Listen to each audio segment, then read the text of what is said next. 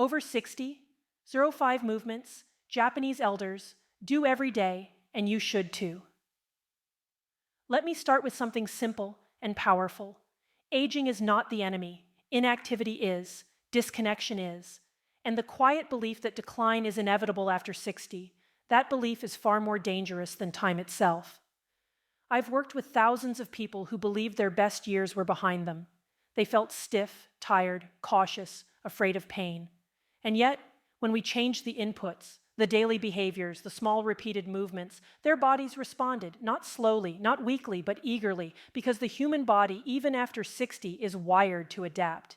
In Japan, one of the longest living populations on Earth, elders don't wait for motivation. They don't wait to feel ready. They move first, every single day. Not to chase youth, but to preserve function, dignity, independence. And that distinction matters deeply. These 5 movements are not workouts. They are rituals. They send a message to the nervous system. I am safe to move. I am capable. I am still in the game. The first movement is rising from the floor, slowly, intentionally, with control. This isn't about strength alone. It's about confidence. Every time you lower yourself down and stand back up, your brain learns that falls are not catastrophic. Fear decreases, balance improves, autonomy returns, and with it, pride. The second movement is gentle spinal rotation, twisting the torso left and right with the breath. This is medicine for the nervous system. Stiffness is often not damage, it's protection. When you rotate calmly, without force, you tell your brain it can let go. People feel lighter, freer, more alive. I've seen faces soften during this movement. You can almost hear the body exhale.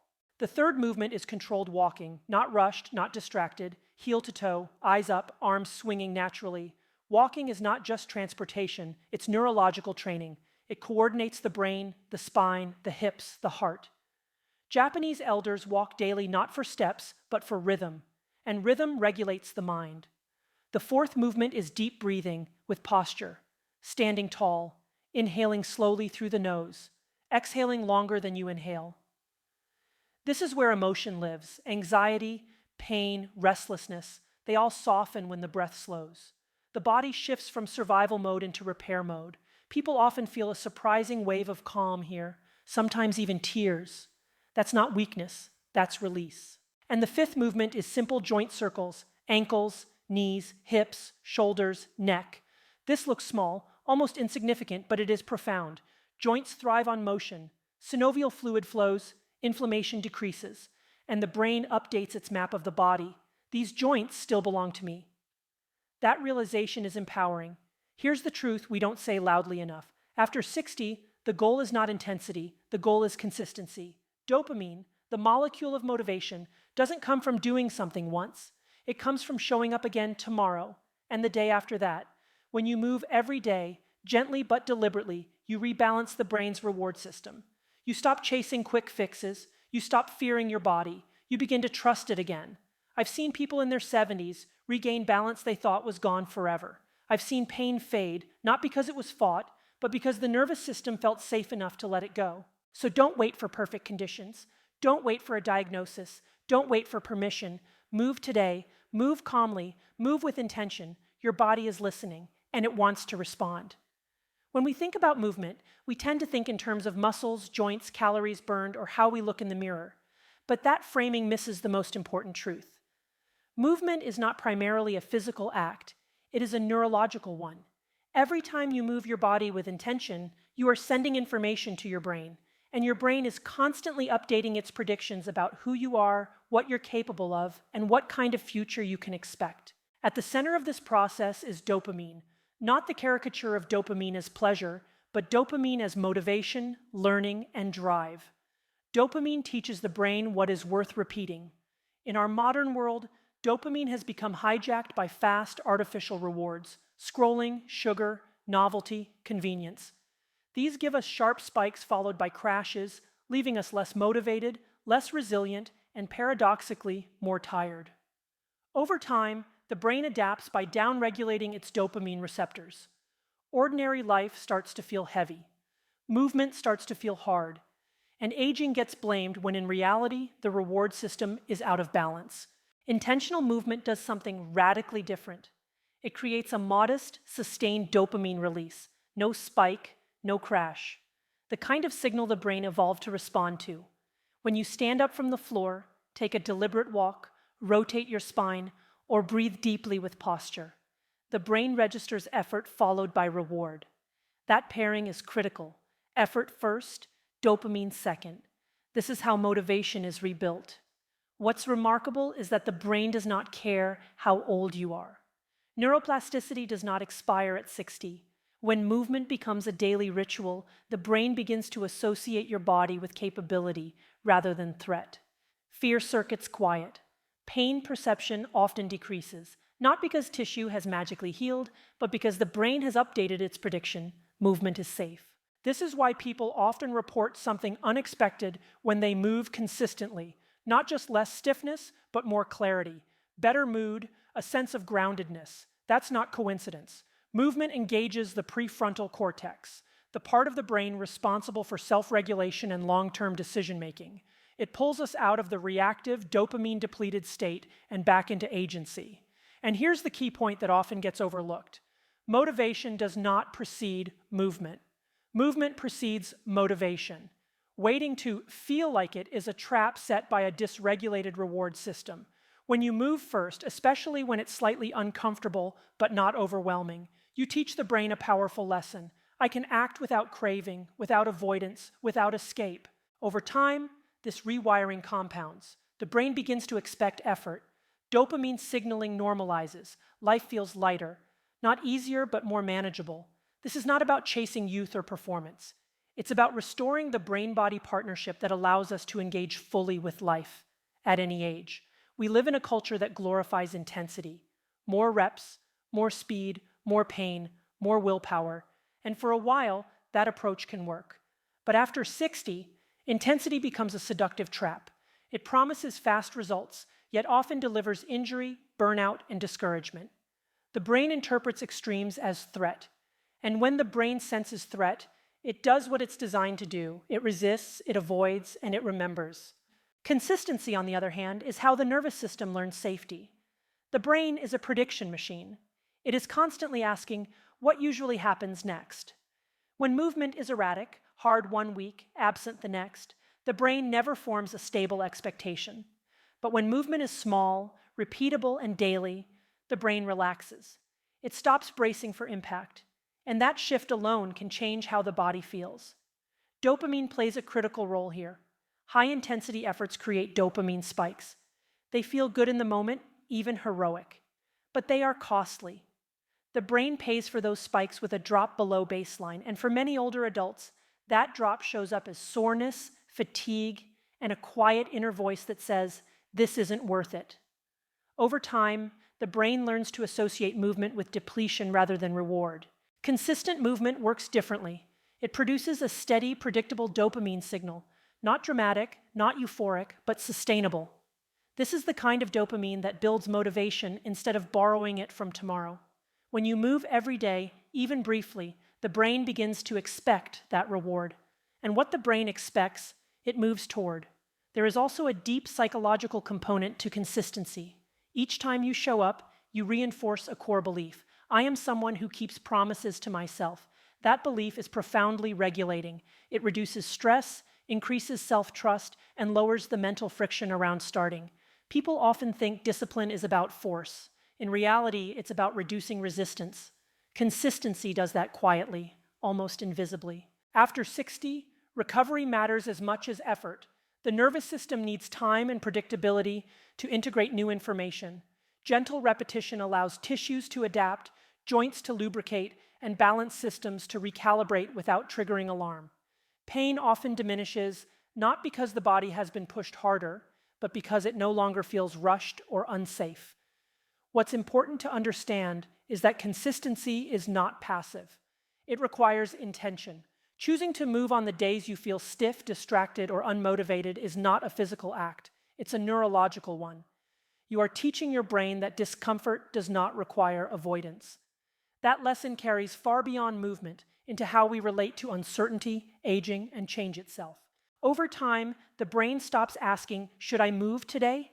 It simply assumes that you will. And in that assumption lies freedom. Freedom from negotiating with yourself.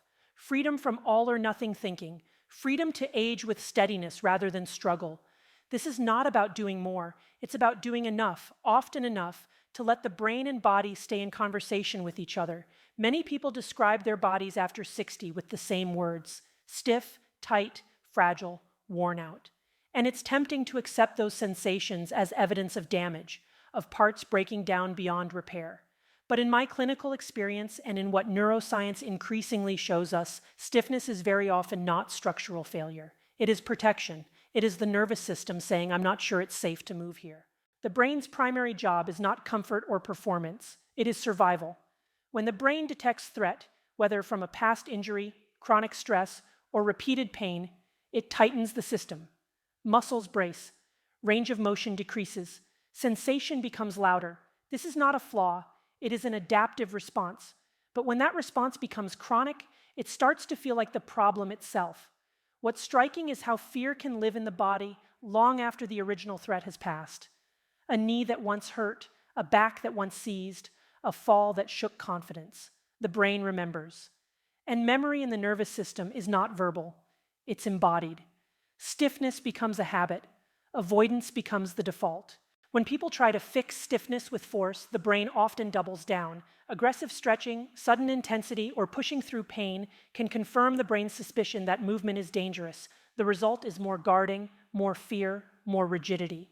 And then aging takes the blame, when the real issue is a nervous system stuck in protection mode.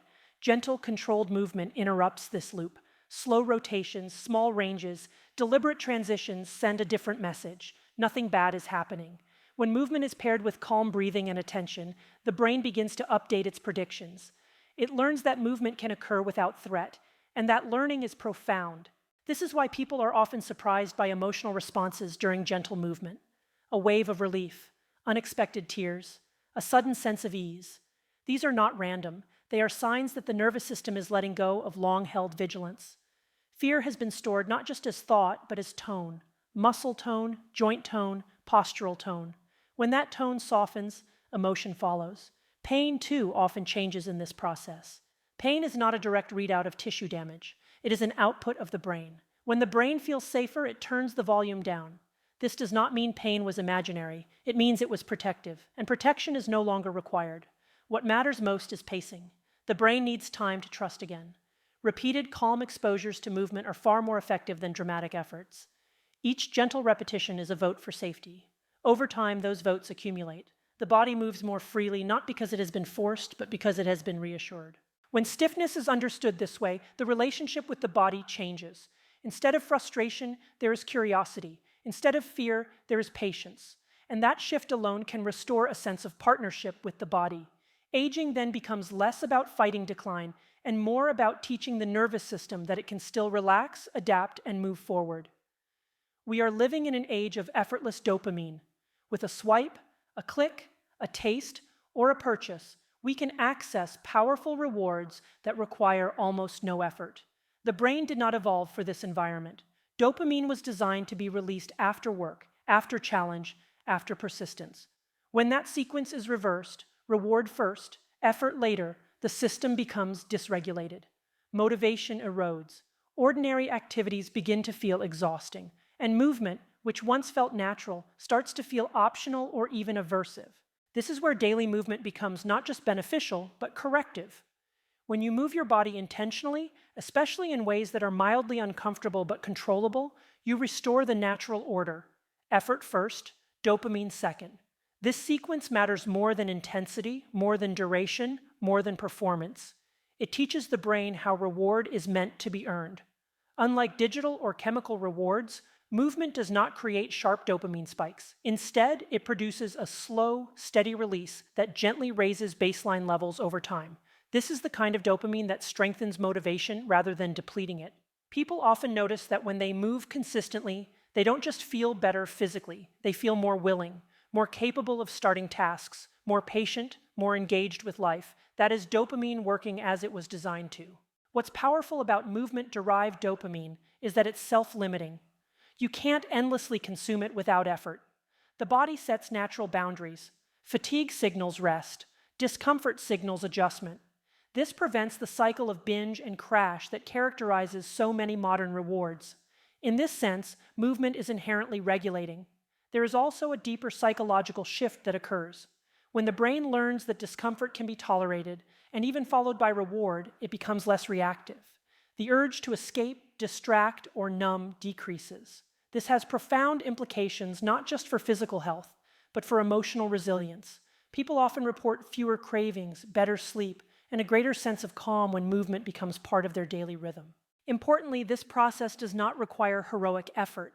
In fact, overly intense movement can undermine it by turning exercise into another stressor. The goal is not to overwhelm the system, but to engage it. A walk, a controlled rise from the floor, slow joint circles, deliberate breathing. These are enough to activate dopamine pathways in a balanced way. Over time, the brain begins to associate movement with relief rather than obligation. The internal dialogue shifts from "I should" to "I feel better when I do." That shift is a hallmark of a healthy reward system. Motivation becomes intrinsic rather than forced. In a world saturated with easy pleasure, choosing movement is a quiet act of resistance. It is a way of teaching the brain to value effort again. And when effort is valued, life regains texture, meaning, and depth. This is dopamine done right, not borrowed from the future, but earned in the present, one intentional movement at a time. Independence is often framed as a physical goal, but at its core, it is psychological. The ability to stand up from the floor, walk without fear, turn your head freely, or breathe deeply without tension is not just about mobility. It shapes how the brain understands identity. When those abilities feel fragile, the brain begins to anticipate loss, and anticipation alone can shrink a life. What many people don't realize is that the brain is constantly updating its sense of agency based on physical feedback. Each successful movement, no matter how small, reinforces a fundamental belief: I can act on my environment. When that belief weakens, people become cautious. They limit activity. They rely more on others. And over time, dependence becomes not just practical, but internalized. Daily movement interrupts that trajectory. Every time you complete a movement on your own, rising, balancing, walking, rotating, you send a powerful signal to the nervous system. You are not helpless. You are not finished. That signal is deeply rewarding. It engages dopamine, but in a way that is tied to competence rather than consumption. This is why independence feels so good. It is not pride or ego. It is neurobiology.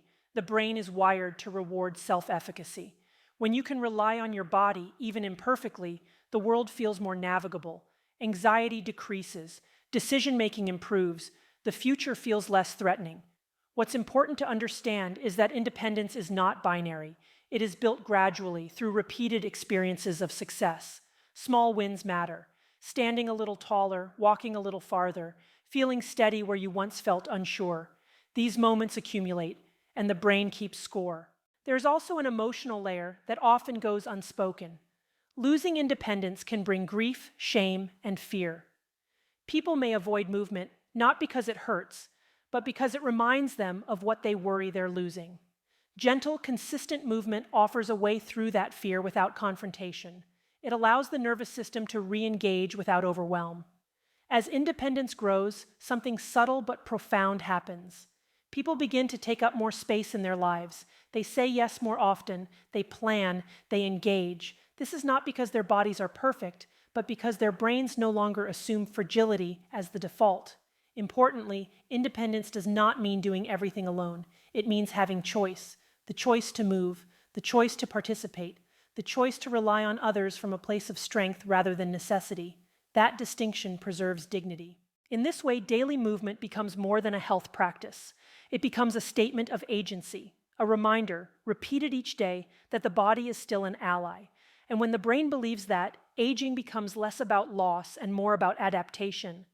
Independence then is not something you fear losing. It is something you continue to earn, one intentional movement at a time,